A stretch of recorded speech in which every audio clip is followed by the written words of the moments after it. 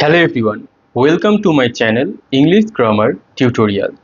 তাহলে আগের দিন আমি তোমাদের ভিডিও দিয়ে অলরেডি জানিয়ে দিয়েছিলাম যে বছরে দুবার করে টেট হচ্ছে। সেই জন্য আমি যেহেতু ইংলিশ পেডাগজি এতদিন পড়াতাম তোমাদের বা ইংলিশ সাবজেক্টটা পড়াতাম, আমি দেখলাম যে চাইল্ড ডেভেলপমেন্ট অ্যান্ড পেডাগজি এটা হচ্ছে একটা সব থেকে গুরুত্বপূর্ণ পার্ট টেটের ক্ষেত্রে, সেটা প্রাইমারি হোক বা আপার প্রাইমারি। কারণ এই পেডাগজি পার্ট থেকে প্রায় 70 নম্বর আসে, যেটা আমি আগের ক্লাসে তোমাদের ব্যাখ্যা করে দিয়েছিলাম। এরপর বিভিন্ন তোমাদের আমি আগের দিন বলেছিলাম যে কেন চাইল্ড ডেভেলপমেন্ট অ্যান্ড পেডাগজি এই পার্টটা আমি তোমাদের ক্লাস করাবো, কারণ বিভিন্ন বই এবং তাদের যেসব সিস্টেম অ্যাপ্রোচ সেটা খুব একটা পরীক্ষার জন্য উপযুক্ত নয়, বা একটা এক্সামিনার কোন পয়েন্ট অফ ভিউ থেকে কোয়েশ্চেন করে সেটা কিন্তু সেই সব বইতে খুব একটা উপযুক্ত নয়। তাই আগের দিন আমি বিস্তারিত আলোচনা করে দিয়েছিলাম, আজকের ক্লাসে আর বিস্তারিত আলোচনায় যাচ্ছি না। তোমরা যারা দেখতে চাও আগের ক্লাসটা, সেটা তোমরা দেখে নিতে পারো। আমি একটা প্লে লিস্ট করে দেবো যেখানে তোমরা চাইল্ড ডেভেলপমেন্ট অ্যান্ড পেডাগজির ক্লাস স্টেপ বাই স্টেপ দেখতে পেয়ে যাবে। তাহলে প্রথম ক্লাসে শুরুর আগে একটা গুরুত্বপূর্ণ জিনিস যেটা আমি তোমাদের বলে রাখবো, আমি কিন্তু এই ক্লাসগুলোকে ক্লাস 1 2 3 4 5 6 এইভাবে স্টেপ বাই স্টেপ তোমাদেরকে নিয়ে যাব, কোনো স্টেপ আমি জাম্প করব না। তোমরা কিন্তু চেষ্টা করবে একটা খাতা নিয়ে ক্লাসটাকে দেখার এবং আমি যে যে পয়েন্টসগুলো বলবো সেগুলোকে নোট ডাউন করে নেওয়ার। আমি এখানে যেসব পয়েন্টসগুলো আলোচনা করব এটা খুব একটা কোনো আলতু ফালতু পয়েন্টস হবে না। পরীক্ষার জন্য যে যেগুলো ইম্পর্টেন্ট সেই পয়েন্টগুলো আমরা আলোচনা করব। কিন্তু আরও একটা মজার বিষয় হলো, শুধু এখানে কিন্তু পয়েন্টগুলো আমি মুখস্থ করে নিলাম এবং সেই পয়েন্টসগুলো কিছু বুঝতে পারলাম না, এরকম করলে কিন্তু হবে না। অর্থাৎ চাইল্ড ডেভেলপমেন্ট অ্যান্ড পেডাগজি এটা এমনই একটা পার্ট, এটা যদি আমরা বুঝতে না পারি আমরা কিন্তু কোনোভাবেই কোয়েশ্চেন করতে পারবো না, উত্তর করতে পারবো না। আগের দিন বলেছিলাম যে 30-এর মধ্যে 10 এমনিই পেয়ে যাবে 20 নম্বরের উত্তর করতে গেলে, বা আরও বিভিন্ন টপিক থেকে বিভিন্ন সাবজেক্ট থেকে যে পেডাগজিগুলো আসবে সেগুলোর উত্তর করতে গেলে কিন্তু খুব ভালো করে কনসেপ্ট ক্লিয়ার করতেই হবে। তাহলে আজকে আমরা যে টপিকটা পড়বো সেটা তোমরা বিভিন্ন বই খুললে দেখতে পাবে যে ডেভেলপমেন্ট অ্যান্ড গ্রোথ, অর্থাৎ গ্রোথ অ্যান্ড ডেভেলপমেন্ট, বৃদ্ধি এবং বিকাশ। এখানে দেখো সমস্ত পয়েন্টস আমি তোমাদের কিন্তু ইংলিশে লিখেছি, ঘাবড়ানোর কোনো কারণ নেই, প্রত্যেকটা আমি ব্যাখ্যা করে দেবো। কেন ইংলিশে লিখেছি? কারণ বাংলাতে বা চাইল্ড ডেভেলপমেন্ট অ্যান্ড পেডাগজি বিভিন্ন রিজিওনাল ল্যাঙ্গুয়েজগুলোতে যেভাবে ট্রান্সলেট করা আছে খুব একটা সঠিক টার্মে ট্রান্সলেট করা নেই। প্রত্যেকটা আমি দেখো এরকমভাবে লিখেছি। যখন আমি তোমাদের ব্যাচ ওপেন করব সেখানেও এইগুলো থাকবে, সমস্তটা বাংলা করা থাকবে। এখানে আমি বাংলা কেন লিখিনি, কারণ সেখানে বোঝার অসুবিধা হতে পারে। আমি তোমাদের আগে কি বলেছি, চাইল্ড ডেভেলপমেন্ট অ্যান্ড পেডাগজি আগে আমাদের বুঝতে হবে। ক্লিয়ার? তাহলে প্রথমেই আসা যাক যে গ্রোথ অ্যান্ড ডেভেলপমেন্ট। দেখো এখানে লেখা আছে গ্রোথ অ্যান্ড ডেভেলপমেন্ট, আমাদের প্রথম চ্যাপ্টার। একটা টিচারকে কেন গ্রোথ অ্যান্ড ডেভেলপমেন্ট পড়তে হবে? এটা তো আর আমরা স্টুডেন্টকে গিয়ে পড়াবো না, এটা একটা টিচারকে পড়তে হবে। বৃদ্ধি এবং বিকাশ, অর্থাৎ একটা শিশু যখন গর্ভে থাকে, তার মায়ের গর্ভে থাকে, সেইখান থেকে শুরু হয় তার বিকাশ, এবং শেষ কোথায় গিয়ে হয়? যতদিন না পর্যন্ত তার মৃত্যু হচ্ছে। অর্থাৎ আমরা বইতে কি পড়তাম, জন্ম থেকে মৃত্যু পর্যন্ত, না এটা ভুল, একদম গর্ভস্থ অবস্থায়, অর্থাৎ মায়ের গর্ভে যখন সন্তান আসে সেইখান থেকে তার ডেভেলপমেন্ট শুরু হয়। ক্লিয়ার? আমরা কিন্তু পার্ট বাই পার্ট পড়বো, আজকে আমরা কোনো গ্রোথ পড়বো না। তোমরা বইতে কি পড়বে যে ডেভেলপমেন্ট সারা জীবন ধরে চলে, বিকাশ সারা জীবন ধরে চলে, আর গ্রোথ একটা পর্যায়ের পর থেমে যায়। এইটুকুই কিন্তু আমরা সঠিক উত্তর করতে পারবো না। কারণ আমাদের যে বিভিন্ন পর্যায় থাকে, ইনফ্যান্সি, চাইল্ডহুড, অ্যাডোলেসেন্স, অর্থাৎ ইনফ্যান্সি মানে কি 0 থেকে 2 বছর, অর্থাৎ ওই ভ্রূণ অবস্থায় বা গর্ভস্থ অবস্থায় থেকে 2 বছর পর্যন্ত। চাইল্ডহুড মানে কি 2 থেকে 12, আর অ্যাডোলেসেন্স মানে 12 থেকে 18। এরপরে যে এজগুলো রয়েছে সেটা পরীক্ষায় আসে না। এই 18 পর্যন্তই, অর্থাৎ ইনফ্যান্সি, চাইল্ডহুড আর অ্যাডোলেসেন্স, এই পার্টটুকুই আমাদের পরীক্ষায় আসে, বাকি পার্ট পরীক্ষায় আসে না। তাই সেগুলো আমরা পড়বো না, বইতে থাকলে অ্যাভয়েড করব। এরপরে প্রথমেই যে টপিকটায় আমরা ঢুকে যাব, গ্রোথ অ্যান্ড ডেভেলপমেন্টের মধ্যে ডেভেলপমেন্ট। আমরা কিন্তু টপিকটাকে ওই কয়েকটা নোটসের আকারে মুখস্থ করে নিলাম, এইভাবে কিন্তু আমি তোমাদের ক্লাস করাবো না। কেন করাবো না? কারণ প্রত্যেকটা কনসেপ্ট এমনভাবে আমি তোমাদের মাথায় ঢুকিয়ে দেব যাতে তোমরা 30-এ 30 স্কোর করতে পারো, টার্গেট 30-এ 30 থাকবে। ক্লিয়ার? 30-এ 30 স্কোর করতেই হবে, সেইভাবেই আমরা পড়াশোনাটা করব। এখন আমি ব্যাচ ওপেন করছি না, আবারও বলছি, আগে তোমরা ক্লাসগুলো করো, পরে নোটিশ আসুক, কিভাবে বিস্তারিত সিলেবাস হয় দেখি, তারপরে ব্যাচ। এখন কোনো ব্যাচের গল্প নয়, ক্লিয়ার? আগে তোমরা কনসেপ্টগুলো ক্লিয়ার করো। তাহলে ডেভেলপমেন্টের বাংলা যদি আমরা করি, সেটা দাঁড়ায় হচ্ছে বিকাশ। শুধু যদি বিকাশ আমরা বলার চেষ্টা করি, তাহলে আমরা খুব একটা বিকাশ বুঝতে পারবো না। এখানে কিন্তু বিকাশ মানে পলিটিক্যাল যে বিকাশ হয়, সেই সব বিকাশ নিয়ে কিন্তু কেউ মাথা ঘামাবে না। এখানে পুরোটাই একটা শিশুর কেমনভাবে বিকাশ হবে, গ্রোথে যখন আমরা পড়বো বৃদ্ধি হবে, সেটা পুরোটাই তার উপরে নির্ভরশীল। বিকাশ মানে একটা জিনিস জেনে রাখো, ডেভেলপমেন্ট কিভাবে হয়। ডেভেলপমেন্ট একটা শিশুর মানে একদম ভ্রূণ অবস্থায়, যে অবস্থা থেকে একটা শিশু মায়ের গর্ভে স্থাপিত হলো, সেইখান থেকে তার ডেভেলপমেন্ট শুরু হয়, এবং তার ডেভেলপমেন্ট শেষ কোথায় গিয়ে হয়, একদম যতদিন না পর্যন্ত সে শেষ নিঃশ্বাস ত্যাগ করছে, সেই পর্যন্ত কিন্তু তার ডেভেলপমেন্ট হতেই থাকে। ডেভেলপমেন্ট অনেক সময় বাড়ে, অনেক সময় কমে, আপ ডাউন হতেই থাকে। কিভাবে, কেন, কিভাবে, সমস্তটাই কিন্তু আমরা পয়েন্টস বাই পয়েন্টস ক্লিয়ার করব, কোনো হ্যাপাজার্ড নয়। একটা একটা করে পয়েন্টস আছে, সেই পয়েন্টসগুলো ব্যাখ্যা করলেই পুরো ডেভেলপমেন্ট ক্লিয়ার হয়ে যাবে। আমি ওইরকম রচনার মতো তোমাদেরকে বলবো না, ব্যাখ্যা করে করে স্টেপ বাই স্টেপ আমরা যাব, ক্লিয়ার? তাহলে প্রথমেই শুরু হয় কোথায় ডেভেলপমেন্ট? মায়ের গর্ভে যখন সন্তান আসে সেখান থেকে শুরু হয়। শেষ হয় কোথায়? একদম যখন সেই শিশুটা বা সেই ব্যক্তিটা শেষ নিঃশ্বাস ত্যাগ করলো, সেখানে গিয়ে তার ডেভেলপমেন্ট শেষ হয়। এর মাঝে অনেক রকমের পয়েন্টস আছে। দেখো, ডেভেলপমেন্টের প্রথম যে পয়েন্টসটা আমরা পড়বো, সেটা হচ্ছে systematic changes, not random. System মানে কি? একটা নিয়ম মেনে কিন্তু ডেভেলপমেন্ট হবে। নিয়ম মেনে কি? এই যে ধরো, কেউ একদিনেই মায়ের পেট থেকে বেরিয়ে আসতে পারবে না, কেউ জন্মেই হাঁটতে পারবে না, কেউ জন্মানোর পরেই কথা বলতে পারবে না, কেউ জন্মানোর পরেই পড়াশোনা শিখে যেতে পারবে না, কেউ জন্মানোর পরেই সঙ্গে সঙ্গে আইনস্টাইন হয়ে যেতে পারবে না, খেলোয়াড় হয়ে যেতে পারবে না, কিছুই হতে পারবে না। তার জন্য একটা দরকার সিস্টেমেটিক চেঞ্জেস। তাহলে প্রথমেই কি? সিস্টেমেটিক চেঞ্জেস, পর্যায়ক্রমিক পরিবর্তন তার হতে থাকবে। কিরকম ভাবে? সে জন্মালো, 1 বছর পরে তার একটা ডেভেলপমেন্ট হবে, 2 বছর পর থেকে সে একটু একটু কথা বলতে শিখবে, 3 বছর পর থেকে তাকে প্লে স্কুলে দেওয়া হবে, 4 বছরের পরে তাকে নার্সারিতে দেওয়া হবে, এরপর ধাপে ধাপে ধাপে ধাপে চেঞ্জেস হতে হতে একটা সময় আসবে সে মাধ্যমিক দেবে, উচ্চ মাধ্যমিক দেবে, কলেজে যাবে। প্রত্যেকটা পর্যায়ে কিন্তু তার ডেভেলপমেন্ট হচ্ছে, সিস্টেমেটিক চেঞ্জেস, নট র্যান্ডম। কিন্তু কিভাবে সিস্টেমেটিক চেঞ্জেস হচ্ছে?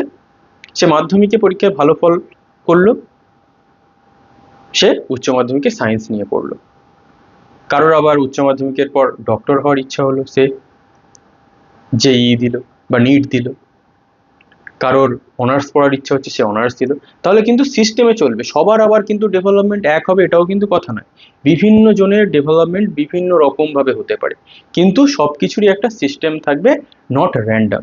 হঠাৎ করে কিছু হবে না, হঠাৎ করে জন্মেই সে 6 ফুটের হয়ে যাবে না, তাকে আস্তে আস্তে আস্তে আস্তে আস্তে আস্তে বাড়তে হবে। তাহলে পরীক্ষায় যদি প্রশ্ন আসে ডেভেলপমেন্ট কি, উত্তর হবে কি?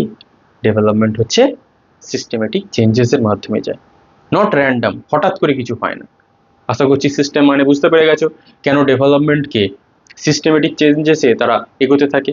Concept clear? কোনো কনসেপ্ট যদি তোমাদের মনে হয় ক্লিয়ার হয়নি, কমেন্ট করবে, আমি বলে দেবো। আশা করছি হয়ে যাওয়া উচিত। এরপরে কি? Dependency to independent. ডিপেন্ডেন্সি মানে কি? নির্ভরশীলতা। আর ইন্ডিপেন্ডেন্ট মানে কি? স্বাধীন। কিভাবে এটা হতে পারে? একদম সহজ। ধরো একটা শিশু যখন প্রথম দিন জন্মালো, সে কার উপরে ডিপেন্ডেন্ট? তার মায়ের উপরে, বাবার উপরে। কেন? সে নিজে থেকে খেতে পারবে না, নিজে থেকে স্নান করতে পারবে না, নিজে থেকে জামা কাপড় পরতে পারবে না, নিজে থেকে কিছুই করতে পারবে না, তাকে সবকিছু করিয়ে দিতে হবে। কিন্তু তার ডেভেলপমেন্ট আস্তে আস্তে হতে থাকছে, কিন্তু সে ওগুলো করতে পারছে না। মানে এই নয় যে তার ডেভেলপমেন্ট থেমে গেছে। সে যখন 1 বছরে যাবে, 2 বছরে যাবে, 3 বছরে যাবে, সে কিন্তু নিজে থেকেই একা একাই খেতে পারবে, একা একাই হাঁটতে পারবে, একা একাই জামা কাপড় পরতে পারবে। তখন সে কি হবে? তখন সে ইন্ডিপেন্ডেন্ট হতে থাকবে।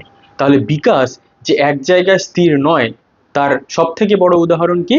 Dependency to independent. তাহলে বিকাশ কেন মায়ের পেট থেকে শুরু করে একদম নিঃশ্বাস, শেষ নিঃশ্বাস ত্যাগ করা পর্যন্ত হয়, তার সর্বোচ্চ উদাহরণ কি? Dependency to independent.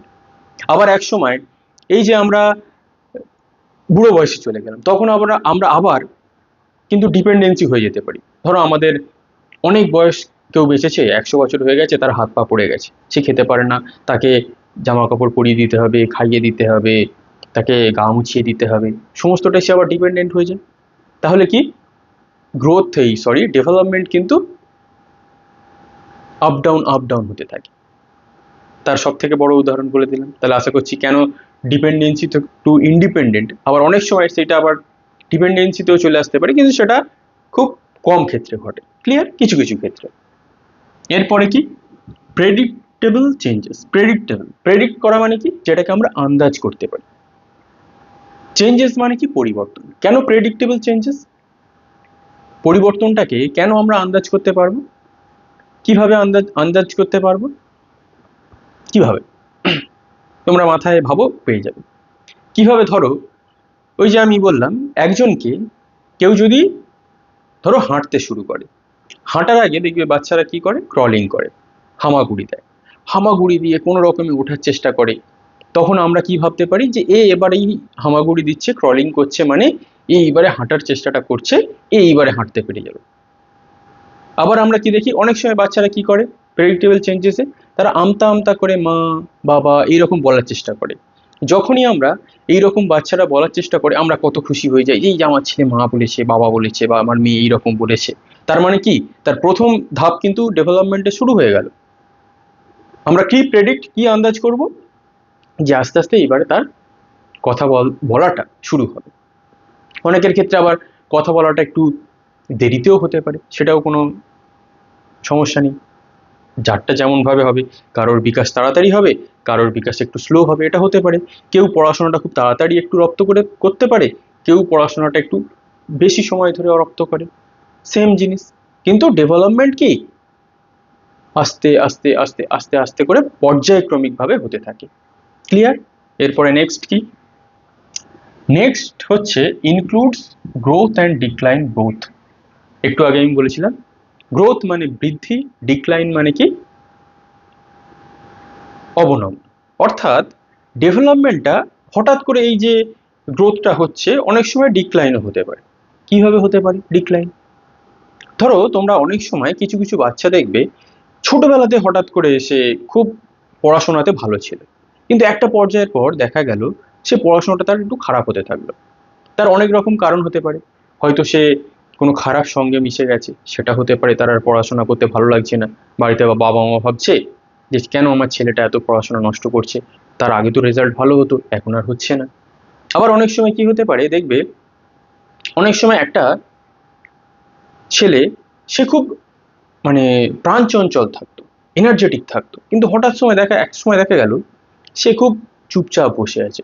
হতে পারে যে তার জীবনে এমন কোনো ইমোশনাল দুর্ঘটনা ঘটে গেছে যে সেই ঘটনাটাকে সে মেনে নিতে পারেনি। হয়তো দেখা গেল তার কাছের কেউ তাকে ছেড়ে চলে গেছে, তার বাবা মা তাকে ছেড়ে চলে গেছে, এরকম হতে পারে। তখন সে কিন্তু সাইকোলজিক্যালি খুব ভেঙে পড়ে।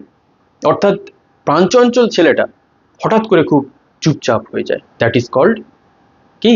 Growth and decline. Clear? Next, from womb to death whole life span. অর্থাৎ এটা আমরা প্রথমেই আলোচনা করেছি, কিন্তু এটা মিডিলে আছে। From womb to death. Womb মানে কি? মায়ের গর্ভে যখন সে থাকে ভ্রূণ অবস্থায়, আর ডেথ মানে মৃত্যু পর্যন্ত। এই সমস্তটা যে টাইম, এই সমস্ত টাইম ধরে কি হতে থাকে? ডেভেলপমেন্ট হতে থাকে। বিভিন্ন পর্যায়ে বিভিন্ন রকমের ডেভেলপমেন্ট হবে। একটা 5 বছর বয়সে যেমন ডেভেলপমেন্ট হবে, 12 বছর বয়সে গিয়ে নিশ্চয়ই সেটা অন্যরকম হবে, 18 বছরে গিয়ে আরো অন্যরকম হবে। এই যে অ্যাডোলেসেন্স পিরিয়ড পেরিয়ে গেল, এরপরে বাচ্চারা বা তারা একটু যখন 25, 26, 28-এর দিকে যাবে, তারা আবার সাংসারিক হয়ে যাবে, তাদেরও সন্তানেরা আসবে, তাদের আবার বিভিন্ন মেন্টালি ডেভেলপমেন্ট আলাদা হয়ে যাবে। কিভাবে ডেভেলপমেন্টটা কাজ করে সেটা তারপরে আমরা আবার দেখব। তাহলে প্রথমে আগে আমরা কি দেখলাম? হোম টু ডেথ, একদম ভ্রূণ অবস্থা থেকে যখন মায়ের পেটে একটা বাচ্চা এলো, সেখান থেকে মৃত্যু পর্যন্ত কি হয়? ডেভেলপমেন্ট হতে থাকে। কিন্তু সেটা কখনো গ্রোথও হতে পারে, ডিক্লাইনও হতে পারে, এইরকম নামা ওঠা কিন্তু চলতেই পারে, সেটা নর্মাল। নেক্সট, মাল্টি ডাইরেকশনাল, এই পয়েন্টটা আসে বহুমুখী, বাংলাতে যেটা হয় বহুমুখী। মাল্টি ডাইরেকশনাল বা মাল্টি ডাইমেনশনাল বিকাশের কিন্তু দিক বহু দিক, সেটা সোশ্যাল হতে পারে, কগনিটিভ হতে পারে, সাইকোলজিক্যাল হতে পারে, সোশিও ইমোশনাল হতে পারে। অর্থাৎ কি, মাল্টি ডাইরেকশনাল বা মাল্টি ডাইমেনশনাল কেন ডেভেলপমেন্ট? মানুষের মস্তিষ্কের বিকাশ বিভিন্ন পর্যায়ে বিভিন্ন রকম হতে পারে। ইমোশনাল, সে কেমনভাবে সব কিছু ভাবছে সেটাও আলাদা একরকম হতে পারে।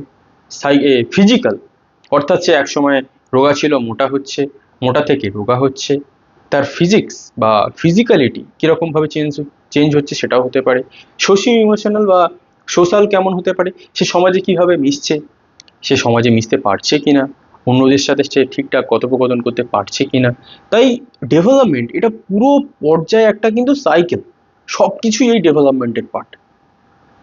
মেন্টাল হতে পারে, মানসিক সাইকোলজিক্যাল হতে পারে, সোশ্যাল হতে পারে, সামাজিক হতে পারে, ফিজিক্যাল দৈহিক হতে পারে, ইমোশনাল আবেগের যে জিনিসগুলো রয়েছে সেটাও ডেভেলপমেন্টের পার্ট। অর্থাৎ বিভিন্ন দিক দিয়ে কিন্তু এই ডেভেলপমেন্টটা কাজ করে। শুধু একটা পর্যায়ে ডেভেলপমেন্ট সীমাবদ্ধ নেই, কিন্তু যখন আমরা গ্রোথে যাব তখন দেখব গ্রোথের সীমাবদ্ধতা খুব কম। গ্রোথ কিন্তু ডেভেলপমেন্টেরই পার্ট, বৃদ্ধি ডেভেলপমেন্ট বা বিকাশেরই পার্ট, কিন্তু বিকাশ বা ডেভেলপমেন্ট সেটা কিন্তু গ্রোথের পার্ট নয়। সেটা পরের ক্লাসে আমরা ইন ডিটেলে দেখে নেব কেন। আগে আমরা বিকাশটাকে ক্লিয়ার করি। তাহলে কেন মাল্টি ডাইরেকশনাল হয়ে গেল? কেন মাল্টি ডাইরেকশনাল সেটা তো আমরা দেখে নিলাম। এরপরে আছে কি হাইলি প্লাস্টিক। হাইলি প্লাস্টিক তোমাদের দেখে মনে হতে পারে এ বাবা এই আবার কেমনটা, খুবই ইম্পর্টেন্ট একটা টার্ম, এটাকে মার্কিং করে রাখবে, পরীক্ষা এখান থেকে তোমাদের আসতে পারে। হাইলি প্লাস্টিকে যদি আমরা খুব একটা বাংলা করি যে নমনীয়, এইরকম ভাবে হাইলি প্লাস্টিক কেন ডেভেলপমেন্ট, কেন নমনীয়? ওই যে আমি বলেছিলাম যে ডেভেলপমেন্ট বিভিন্ন পর্যায়কে চেঞ্জ করা যায়, কিভাবে এটাকে মডিফাই করা যায়, কিভাবে মডিফাই করা যায়।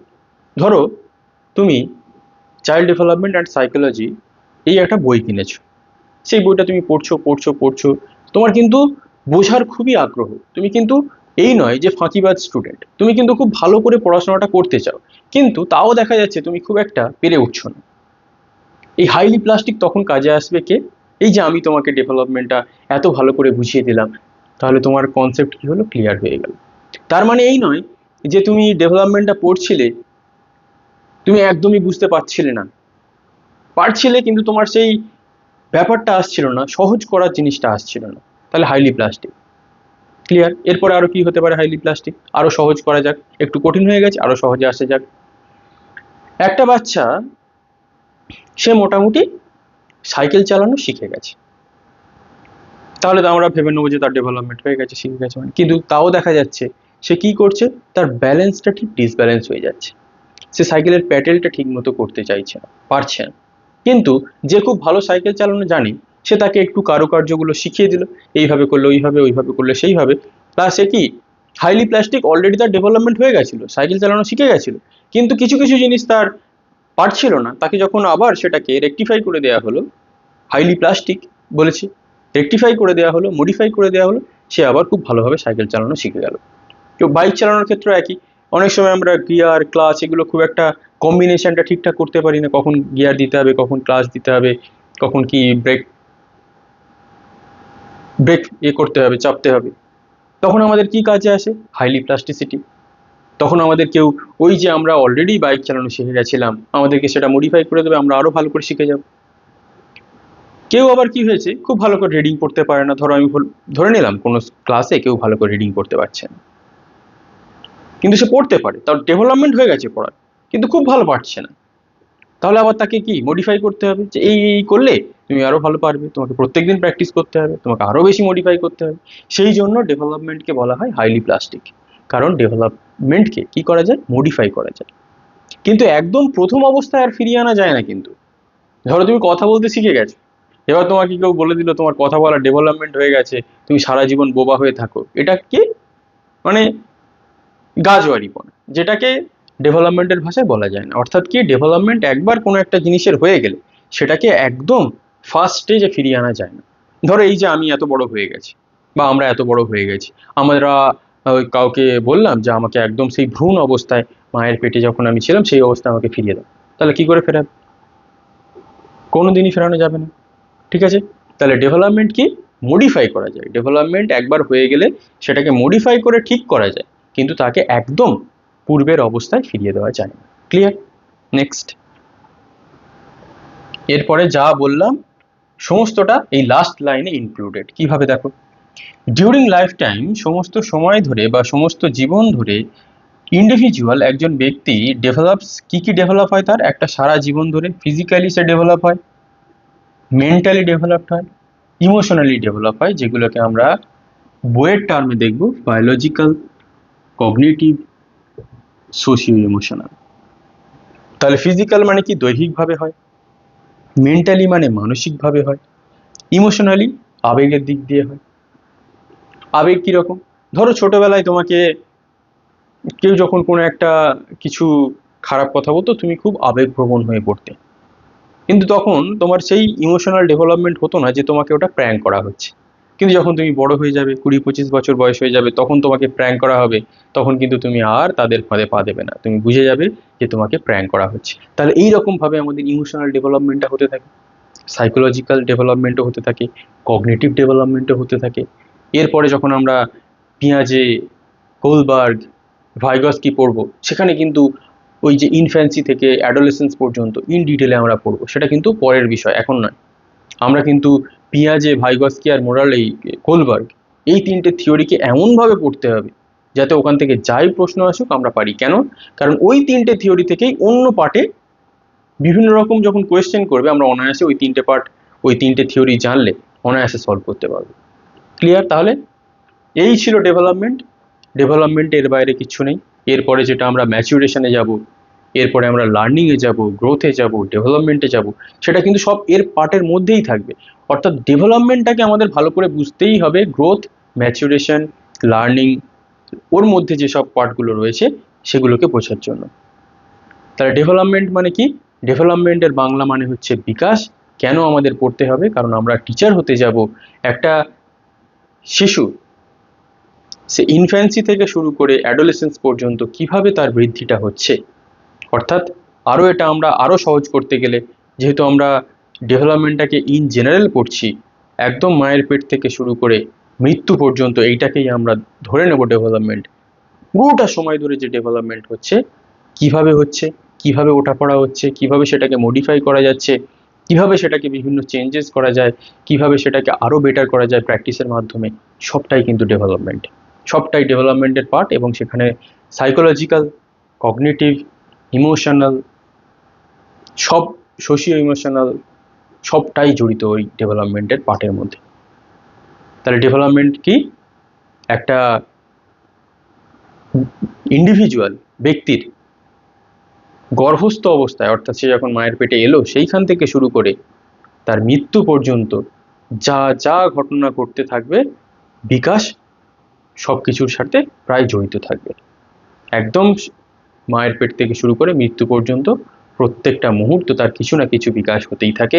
কখনো বিকাশটা একটু ডিক্লাইনও করতে পারে, অবনমন হতে পারে, বিকাশটা কমেও যেতে পারে, কিন্তু বিকাশ সারা জীবন ধরে হতে থাকবে, কারণ এটা মাল্টি ডাইরেকশনাল, মাল্টি ডাইমেনশনাল, বহুমুখী একটা জিনিস। কেন বহুমুখী? লাস্ট লাইনে আছে physical, psychological, mental, cognitive, socio emotional, সব কিছুর বিকাশ এর মধ্যে জড়িত যেহেতু রয়েছে, তাই বিকাশটাকে আমরা বলি মাল্টি ডাইমেনশনাল, মাল্টি ডাইরেকশনাল। এইটুকুই কিন্তু বিকাশের সব নয়। বিকাশ, গ্রোথ এবং ডেভেলপমেন্টের আমরা অনেকগুলো ক্লাস করব। শুধু বই পড়লে কিন্তু গ্রোথ অ্যান্ড ডেভেলপমেন্ট শেখা যায় না, কারণ এত বিস্তারিত ব্যাখ্যা বইতে থাকে না। আশা করছি ডেভেলপমেন্ট যদি তোমাদেরকে কেউ বলে, তোমরা অনায়াসে আধ ঘন্টার ক্লাস করিয়ে তাদেরকে বুঝিয়ে দিতে পারবে যে ডেভেলপমেন্ট কি। কারণ এর থেকে সহজে ডেভেলপমেন্টকে আমার মনে হয় তোমাদেরকে ইউটিউবে আর কেউ ব্যাখ্যা করেনি। এইভাবেই প্রত্যেকটা ক্লাস আমরা ব্যাখ্যা করব। কমেন্টস, ভালো কমেন্টস অবশ্যই যেমন করবে, কোনো সমস্যা থাকলে সেটাও জানাবে।